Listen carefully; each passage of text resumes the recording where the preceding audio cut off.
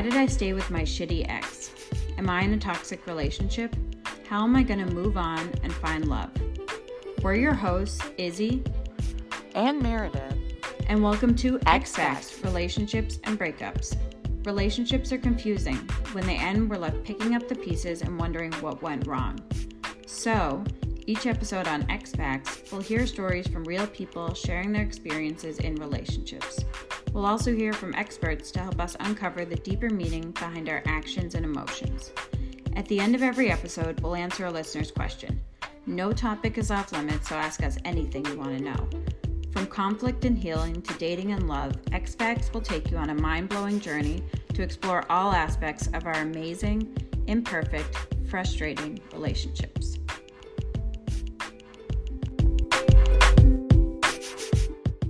Hi everyone, welcome back to ExFacts, Relationships and Breakups. We're your hosts, Meredith and Izzy, and I am really excited you're tuning in for the show today. We have a guest today. His name is Alex. He is a buddy of my soon-to-be ex-husband's childhood friends, which when you say it out loud is kind of weird, but he has an interesting story about marriage and splitting up amicably, and he's out on the prowl dating now, or maybe committed, I'm not sure. So why don't you tell us a little bit about your sitch? Oh, my sitch. Divorced about 5 years ago. So happily divorced. A very positive experience. Still friends with my ex. She's a wonderful woman, but we just didn't have that partnership quality that you needed. A lot of other good things, but we knew that we weren't going to make it in the long run based on a lot of fundamental issues. So amicably split. She's in California, where I lived with her for about 12 years. And I'm originally from Connecticut, so I came back about a year ago. Currently in a relationship with a wonderful woman. She's much younger. It's a different experience for myself. Post-divorce, I went a little bit older, met a lot of older women, just wanted good conversation, wanted to connect with people who are very comfortable in their own skin. But I met a really great woman, and so currently not on the prowl. I don't know, I just thought I'd throw it out there. Yeah. Just in case you needed a little booster. Yeah, sure. But yeah, she's much younger, and the prowl, my brother made a joke today about being predatory. So she's of age. Let's make that abundantly clear. She is nothing of age, untoward. No, nothing that'll get me in trouble with the police.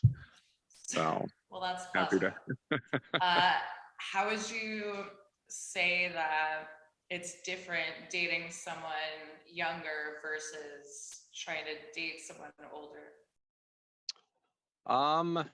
Similar, actually, in a lot of ways. You're coming across the same benefits and conflicts. The conflicts being that, when two people are of a different age, there's a lot of times they're in different life positions, different phases. Mm-hmm. So a lot of times you can have great love, great connection, but again, a partnership is a lot about timing and being on the same phase, being at the same position as far as making decisions, big decisions and small ones, but the big decisions in particular, when you're in a different age bracket, become very difficult. You kind of find yourself not willing to compromise too many things, and they're not willing to compromise too many things. Then I guess with the older versus younger difference, an older person is much more unwilling to make a sacrifice. They know the benefits of not making that, sacrifice. Where a younger person, and in this case, it is true, she's much more willing to be like, oh yeah, I'm down to give that a try or do this. And so I feel much more hesitant to put her in that position where she has to make a choice outside of herself in the name of me or the relationship, because I know that's, it's a much more difficult path to take. And you have to be careful with manipulation. I think when you're dating someone younger. That's a good point. So older, I don't feel like I'm manipulating, but younger, I definitely feel like, there needs to be a lot of talk about everything being on the table and being upfront. Just complete Not honesty. pressuring. Yeah, because No I feel pressure. I feel like when you're younger, like you feel less willing to speak up for yourself, so that can probably lead to like that kind of situation, Yeah. where like you are, if you're not saying what you really think, then you just kind of go along with stuff. But it's great that you're aware of that. I think that's really like emotionally intelligent of you. So, Well, thank you. And also, go ahead. No, go ahead. I was gonna say, can you talk a little bit about your marriage and like what the impetus was for splitting up, and like whether or not one of you initiated it? Were you both coming at it at the same time? Yeah. The impetus was mostly just a fundamental understanding that we weren't going to make it in the long run. So we came to each other when we were living in New York in our mid-20s, and it was a bit of a rocky start. Neither one of us, I think, were looking to commit, and so it just led to distrust, a lot of mistrust, a lot of issues, just foundational stuff that we kind of carried with us as we, moved back to California and went to school and kind of pursued things in the immediate with a notion that in the future things would be better. And then once I graduated and she was kind of wrapping up her program, it was clear that there was no future that we could agree upon. So the impetus, I guess, was having to deal with real life versus, just being in the moment, being students, moving around, having fun. And then it was difficult. We played a lot of the typical games of, well, there's always some good event on the horizon, so we're going to stay together because, well, we've got a birthday coming up and we've got a wedding coming up. So, there's always some, we'll make it better and things will be great once this kind of happens. And, obviously if school finishes up, our career starts, we buy the house. And of course, the kid talk was always on the table. And I think that might have been the breaking point when it was like, oh, you know what? I just can't imagine a child in this relationship. And that kind of helped seal the deal, but it was still tricky, definitely back and forth. I think when you look back on it, there's no clear moment. It's a lot of waffling and going back and forth, and one person stepping away and then the other person kind of running to them and going back and forth on that until we both just found a way to separate physically. I moved to Sacramento for a little bit, and she stayed in Palo Alto, and it just gave us that breathing room where we could cry on the phone and not just run back to each other, so we could have the emotional release without having to actually reconnect and try to work things out. You realized you could live without each other. Right, exactly, because you do have that sense when you're in it that's like, oh, does my life go on if we don't stay together? There's that codependency, definitely, when you're not in the healthiest spot. How long were you with her? We were together almost 10 years. Married for about half of that. Wow. So that's a long time. It's a long time. You do lose yourself. Situation is very similar to mine, which is why I thought of it. It's like you want it to work, you adore the other person, nothing's really wrong, but also it's not really right. Right. Yeah, same thing. You guys have a real healthy relationship as far as your friendship, and the love is there, and nobody did anything in particular that created a massive rift. It's just more of a growth, and then recognizing that it's hard to move forward at some point with that person. I mean, my relationships have never ended amicably. I mean, I'm like envious of you guys. It's almost harder though when it does. Yeah, like, if someone's an asshole, you're like, all right, see you later. I mean, I guess with my ex, like we ended relatively amicably, and then we were kind of like meh, kind of together for a little bit. I think he wanted to stay together. I didn't really, but we were like, codependent, like still hanging out with each other a lot. And then we kind of had a big break at the end. But it wasn't like we were together and we broke. It's just like after that, we just stopped talking because we had a big fight. It was pretty awkward. But that's an interesting topic. I feel like I talked to, not that I have many because I was with my husband for so long, but I talked to all of my exes and they're like my best friends. Really? A lot of people don't, which is also fine. But it's never really been an issue because I think like for me, once you establish that closeness and trust and love for each other, it never really goes away. it just changes. Yeah, I mean, I think so with my ex, I think we didn't do what you did, Alex, in your relationship, where you had that like physical separation to get over it emotionally. And I think that probably contributed if we did have that, because we were still like, we lived so close to each other. He used to live with me and then he was kind of living with me for a little bit. And then we didn't have that separation. So there was no like, I think you need some kind of like space sometimes before you can like move on to the next phase. And we didn't really get that space. So there was still some weird lingering shit going down kind of. Right. And so then that led to the big argument at the end. But if we didn't, I think we probably could have still been friends. I get that. Yeah. If you're like stuck together when you don't want to be. I mean, I'm still living with my ex, but I spend a lot of time like staying with friends and they try to get out. So we do have some space. It's not like we're together all the time, which does make it easier, especially to kind of not disconnect, but pivot your dependency and attachment to that person. Yeah, definitely. Yeah. Yeah, no, it's, you know, relationships are all a journey, and it's, you know, I think it's good to keep people in your life you care about, you know? Yeah. Here's another question. Oh, I got a question actually real quick. Sure. So did your fight with your ex, did it like highlight or unearth something that was like fundamentally unlikable about him at that point or unforgivable? And we don't have to get into details if you don't want, but I'll get into it. I don't care. you said you would have been friends with him if not for the fight. So I'm wondering. Well, it would have, okay. So what happened was we were really good friends, and that's how we started to get together. And I was like, oh, I've always just dated people who I wasn't friends with. Like, and then we dated and then we started being friends. So I was like, okay, let me try to give it a shot where I like date my best friend, not best friend, but date someone who I'm like good friends with already. And I was like, okay, because that seems like a better foundation than the other ways I had met people before.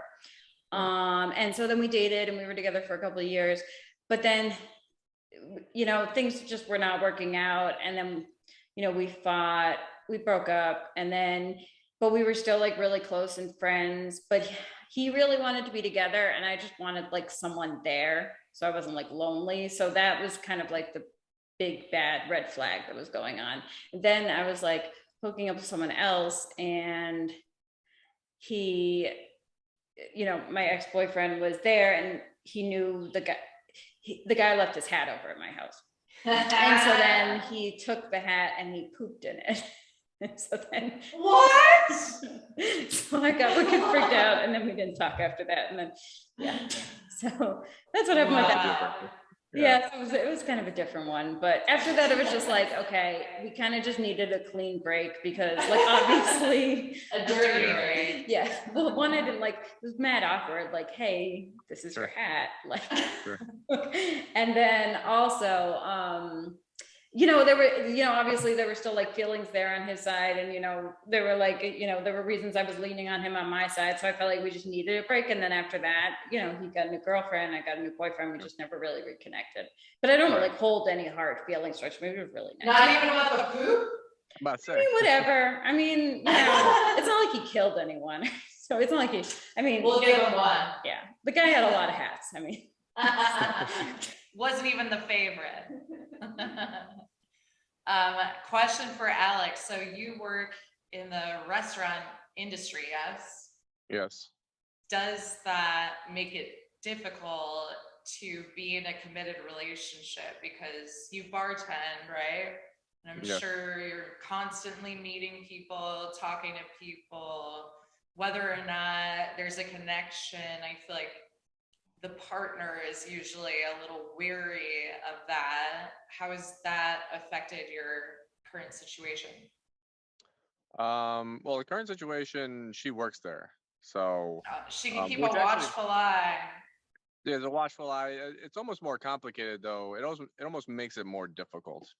Workplace relationship, particularly in restaurants. I don't know. There tends to be a bit of a fuel to the fire if there's something already fundamentally, you know, misaligned. And so I think that's also something it's not fair to kind of blame the situation as far as like the external of like where you work, because then you're just saying you have distrust, to say that there's this issue, or to say, or you maybe don't have enough self-control, you're not self-aware enough, you're not emotionally mature enough because you are meeting a lot of people from the opposite sex in a environment that is conducive to flirting and drinking, obviously, and stepping outside your bounds. So at different times in my life, it has definitely been detrimental to my relationships. I wasn't in a relationship from like 19 to 26, partly because I knew I had the wherewithal at least to know I didn't have much to give as far as being a monogamous focused partner. Yeah. But it was also because I was in and out of restaurants and bartending at that point too, and it just provided me an environment where it was quite clear that I wasn't going to be a good boyfriend. Yeah. So I avoided relationships like the plague. And then I met my ex, and there were some fundamental problems already with her and I, but my job was not helpful. And I went right to college after that and was in grad school because I had to change my career. Um, it just would never have lasted as a bartender, and bartending is not meant to last in general as a career. Um, but with my current girlfriend, even if she didn't work there or any other scenario, if I was bartending or she was bartending, her and I would only be together if the trust was there. Neither one of us are in a position where we'd even say, let's make this work, even though I'm not too comfortable with the job you have. Because to me, that's already a red flag. It's already Yeah. saying, well, okay, if we're not sure about the career, if I can't just do what I need to do with my day, and if I can't go and make money, and if I can't be away from you, and if I can't be interacting with other humans without there being some concern about it, then I don't know. I think that works for a lot of people, but I refuse to go back into anything like that. Anything that's distrustful, anything that where the emotional honesty is not completely on the table. And she's very much for that and on the same page with that. So yes, Nice. it can be difficult, but I think again, if it's difficult, then there's already something wrong, and there's something bigger than the job. The job is just the symptom of the bigger disease, which is Yeah. just distrust, insecurity. I mean, my girlfriend, we talk about insecurity pretty much almost daily. It comes up because you want to keep everything on the table, So anytime, Yeah. especially with an age difference, I can be insecure about being older. She can be insecure about being younger for Yeah. innumerable reasons, the job, all these things. So as long as we're talking about it and letting it out there, then it doesn't really exist in us and it doesn't eat away in our minds. It doesn't become something that we, fixate on or ruminate on. So we're big on like that kind of practice. Yeah. Definitely open communication. Important. Yeah. Yeah. Self-awareness and communicating it, and not being Yeah. afraid to communicate your own fears and concerns and jealousies and empathies, and again, identifying things clearly. There's a difference between like jealousy and envy, so kind of, Yeah. nuancing those things out and making sure we're using the right words to describe what we're feeling. And yeah. Yeah, I'm kind of in the boat that you were in before, where I'm in no place to be committed to monogamy, and I would be a terrible boyfriend. So, but I'm very open about that. You want to hang Yeah. out with Yeah. me? It's on you. Yeah, I mean, I feel like you need to like give some time, until you're ready. And then once you are ready, like you said, Alex, like be open with communicating and, don't be afraid to like tell your partner anything, and if they can't deal with it, then See you later. Right. Exactly. Yeah. Yeah. It took me a couple of years after divorce to get even close to feeling like it took me a couple of years after the divorce just to realize I wasn't really like a man and I was still kind of in this boy mentality. Um, so it took me a while just to get there after that relationship. Because you wake up out of the relationship, and for me, I woke up as like 26. I don't know if you had that, Meredith, where you kind of, you're getting out of it. Like, do you feel Well, like, I just turned 28, so I still okay, have some sure, time. always turning 28. So, yeah, I mean, it took me a couple of years to kind of just even get back to my age, which at that point would have been about 36. And then it took me another last year and a half, 2 years of just really taking time to understand what it means to be a man, to be independent, um, of all things in my head, in my heart, in my thoughts, understanding that it takes a lot more work than just saying it or just finding some external to make it happen, like the job or whatever else. It's got to be an internal process and it's got to take effort. I don't think, as a culture, we don't really work very hard internally. Yeah, that's we say we true. do. We read some self-help books and stuff like that, but to actually put in the effort and the daily thinking and the choices and intentional moments and everything, and being a better friend and being a better family member, being a better everything to the other humans around us. I think that's when you start to, really get yourself primed to meet someone on your terms. Mm-hmm. You're on your river, you're in your flow, you're doing your thing, and then that's when the relationship happens. Because if you're not in your own world and you're kind of still stretched into other people's lives and other bits of the culture that maybe you don't really like, but you just feel like you need to be a part of, then the person you meet, you're going to already be kind of this confusing little shell, and you're not going to, it's not going to make for a great connection probably. Yeah, that relates a lot to another guest we've spoken to. She's kind of like a spiritual mindfulness, what would you say, like life coach? Yeah. And she's all about, working on yourself and being self-actualized and then taking that to the relationship. Yeah. So those years you spent doing that, would you say you're now in a pretty good place where you feel like you have all that and you're willing to share it with someone else? Yeah, that's well said. Yeah, because you can't really share yourself if you don't really have yourself. You're not like, you're not, I'm not going to say I'm self-actualized.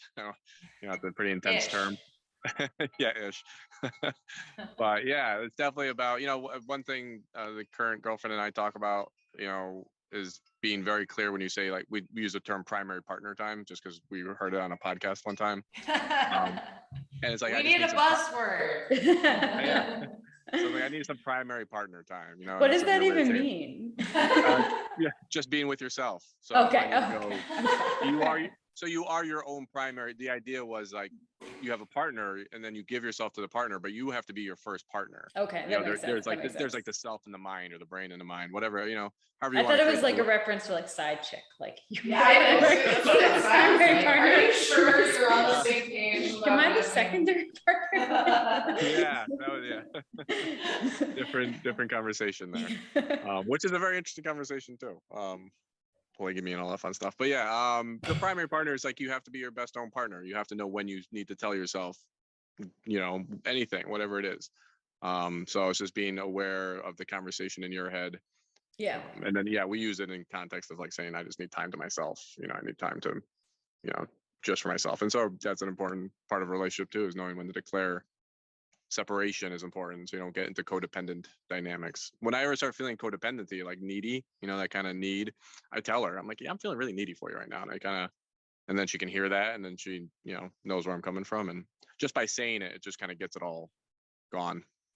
So I guess that's part of like the self-actualization, is just knowing when you're feeling something. And then when you're in a good relationship, you can just give that to the person, and there's no judgment. There's no anything to it. It's just a hearing it.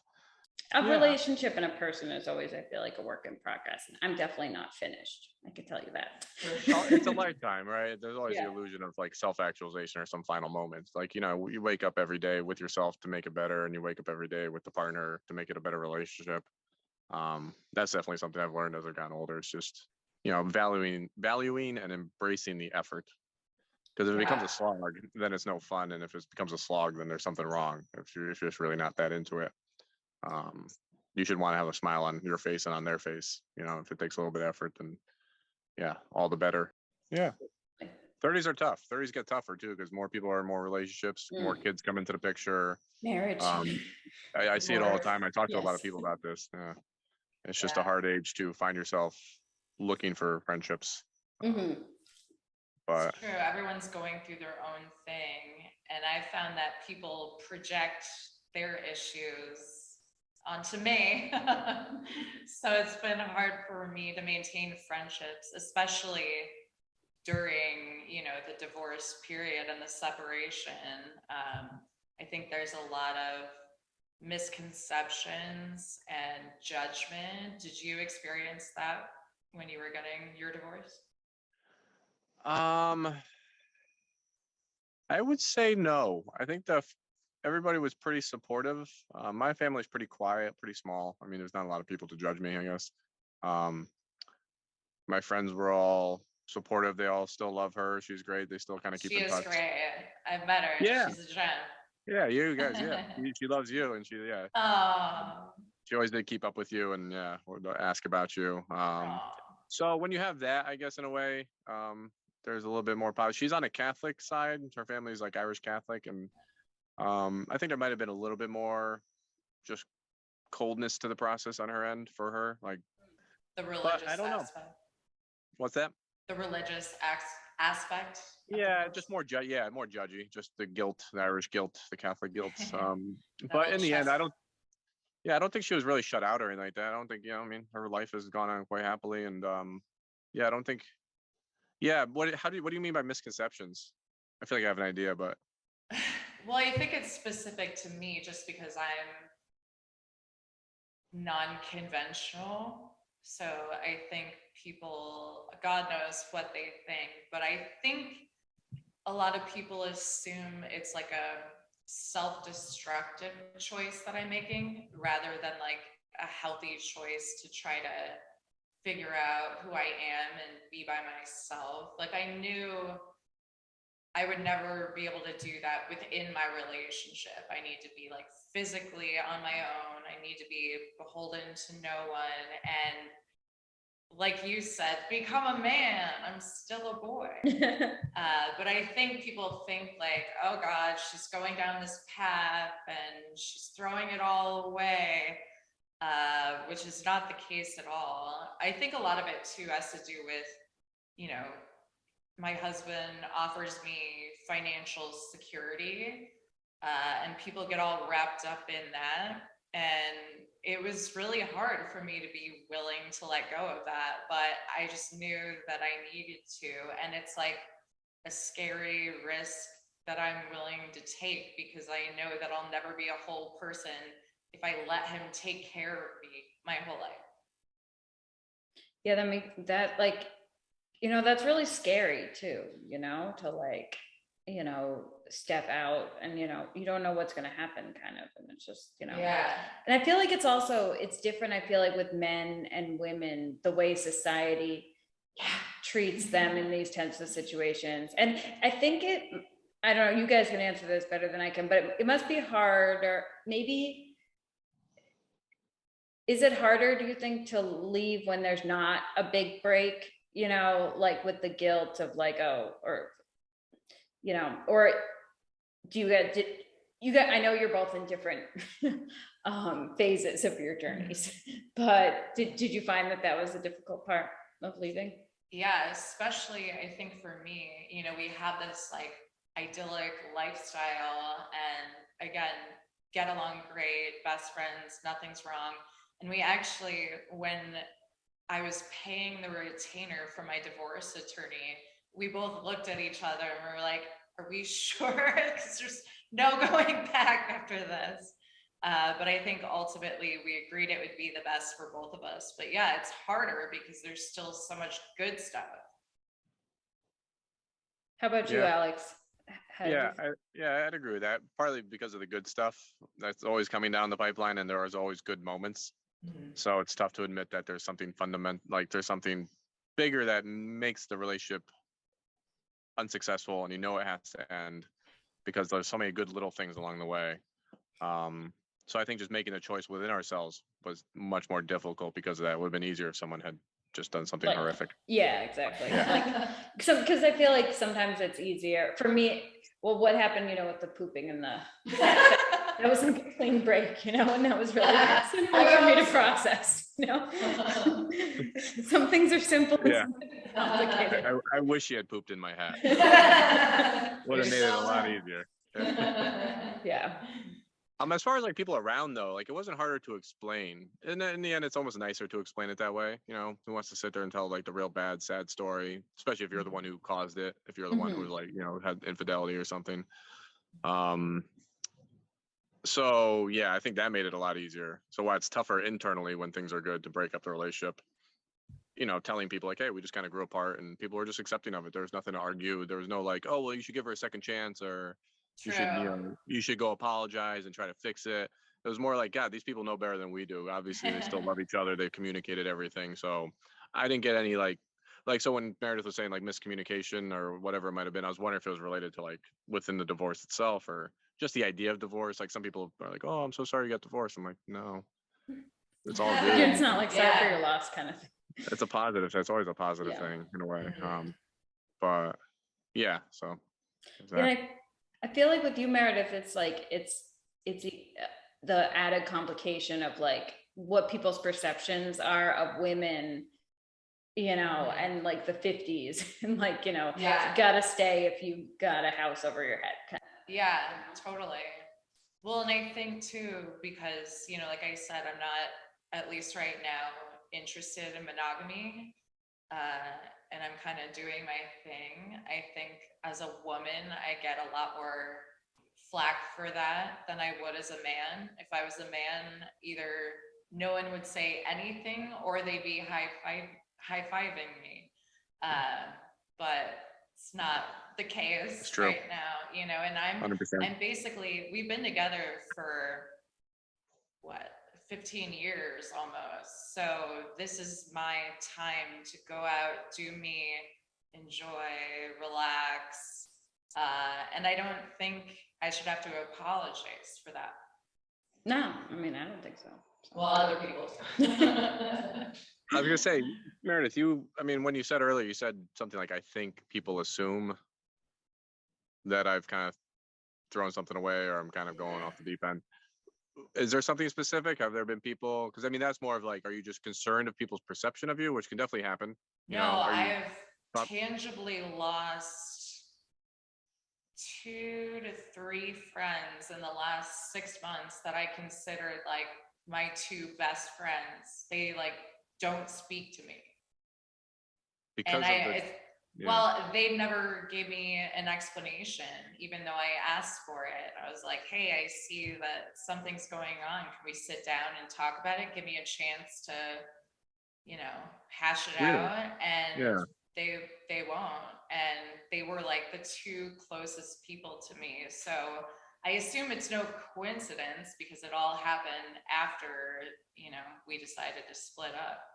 So I don't know what it's about, but I'm guessing they think it's a bad choice and don't want to be around for it. I don't know, but it's very sad. That's interesting. Yeah, I don't know what that response would indicate. Yeah. But, you know, I mean, I'm sorry you lost your friends, but good riddance kind of in a way too. That's the thing, I mean. I don't understand what type of friendship that is where they wouldn't communicate it to you. Like if you're friends with someone and you think something went terribly wrong or they made a bad choice, like you didn't do anything malicious. So why would they not? They could at least argue you and be like, oh, you should have the conversation. Yeah. Oh yeah, that's odd. I don't understand. I couldn't even figure out what that would be about. I don't know.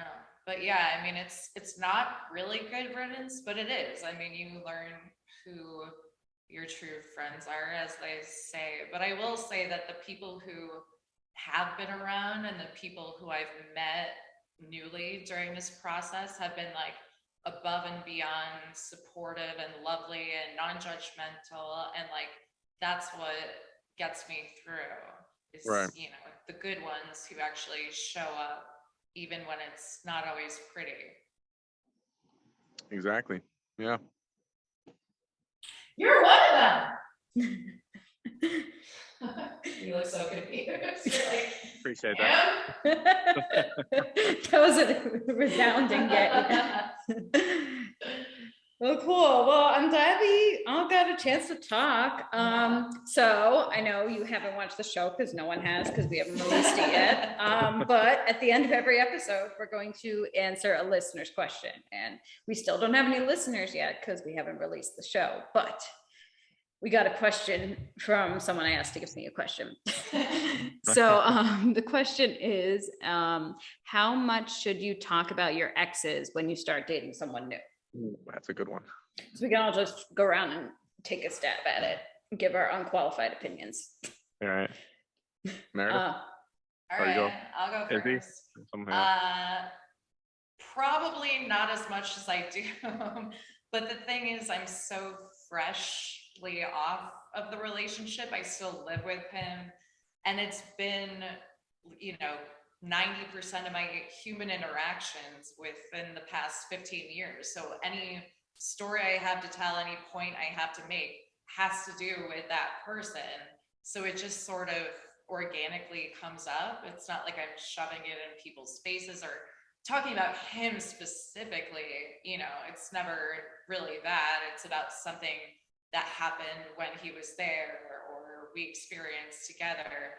But I can tell though, sometimes people get a little like standoffish when it's too much. So I think people don't like to hear it, but you also have to realize like that was my entire life for most of my life.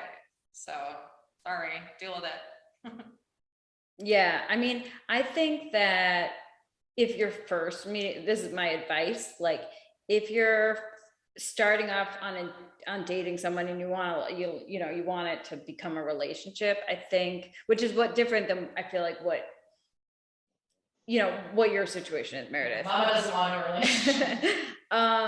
Then I think you should probably not talk about your exes. Plan on not talking about them unless like it's extremely relevant or you're asked directly about them for the first 2 dates at least or something. I don't know.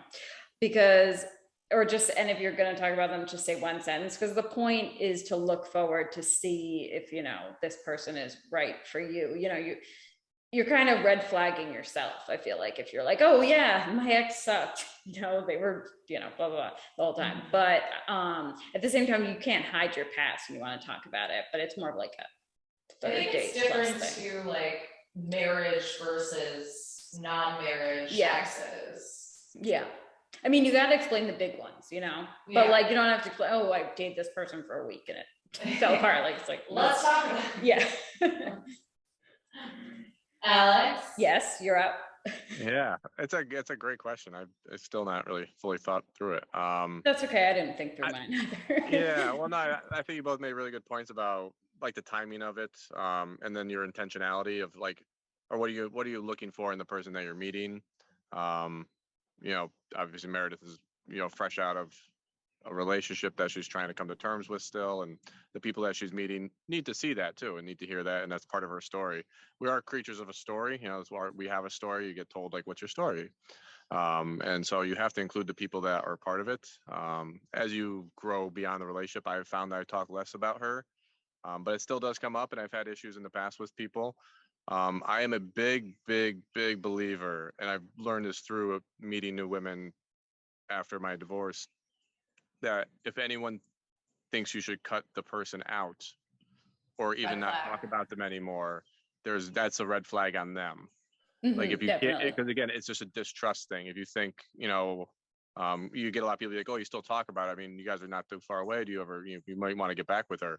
And maybe someone's been burned by that in the past with a relationship where the person goes back to their ex. But it's more just a insecurity on their end. It's a distrust on their end that just needs to be solved within the relationship. It doesn't mean you need to run from them. It just needs to be put on the table. Like this man was part of my life for a long time. There are going to be moments or stories that come up with that person. I'll do my best to respect you. And maybe, as often as possible to shut it down if it doesn't need to be told that way. But you want to find someone in your life who's going to embrace everybody in your life. And if you respect the history that you have. Respect your story through and through. Respect the friendships that you have. I would never cut out anyone in my life. I have women friends from my past, and I would never cut them out for a current woman, because then there's something wrong again with the relationship at hand.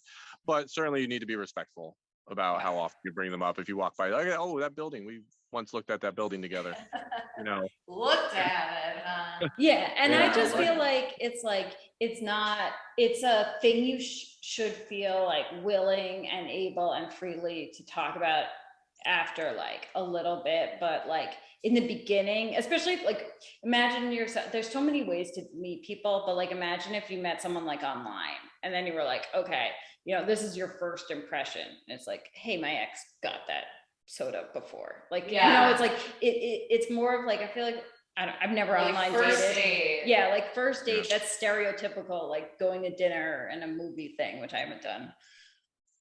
I don't get the movie thing because you can't talk. I know, it's weird. Dumb. Yeah, you don't even get the body language either because you're just sitting next to each other. But yeah, I don't know. So that's just my thing. But thank you everyone for listening. Thank you, Alex. So much for Nice to have you. Thanks for hanging out.